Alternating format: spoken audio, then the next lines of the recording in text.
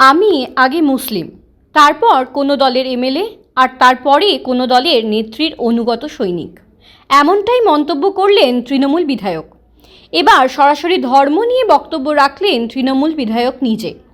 এ বিষয়ে আরও কী বললেন তা শোনাবো আপনাদের। গতকাল রাত্রিতেই শোকজের চিঠি পেয়েছিলাম।